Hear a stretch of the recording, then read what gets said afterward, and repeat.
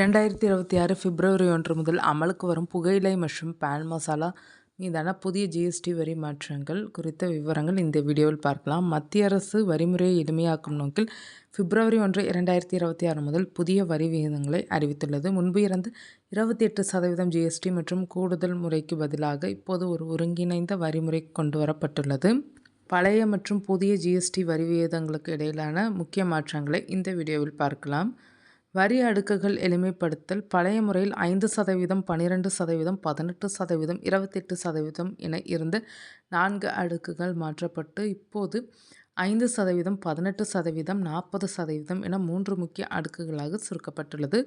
மாநிலங்களுக்கு வழங்க வேண்டிய ஜிஎஸ்டி இழப்பீட்டுத் தொகைக்கான கடன் காலம் முடிவடைவதால் செஸ் முறை நீக்கப்பட்டு அது நேரடி வரியாக மாற்றப்பட்டுள்ளது. பான் மசாலா மற்றும் புகையிலை மீது விதிக்கப்படும் புதிய சுகாதார மற்றும் தேசிய பாதுகாப்பு செஸ் மூலம் கிடைக்கும் வருவாய் நேரடியாக பொது சுகாதார திட்டங்களுக்கு பயன்படுத்தப்படும். இதன் அடிப்படை வரி 40% உயர்ந்தாலும் கூடுதல் கலால் வரி விதிக்கப்படுவதால் ஒரு சிகரெட்டின் விலை அதன் தரத்தை பொறுத்து 2 முதல் 5 வரை அதிகரிக்கலாம். பான் மசாலா இயந்திரங்களின் உற்பத்தி திறனை பொறுத்து வரி வசூலிக்கப்படுவதால் தரம் குறைந்த மலிவு விலை தயாரிப்புகளின் விலையும் உயர வாய்ப்புள்ளது. பீடியின் விலை மீதான வரி 10% குறைக்கப்பட்டுள்ளது. இதனால் பீடி விலை குறைய வாய்ப்புள்ளது.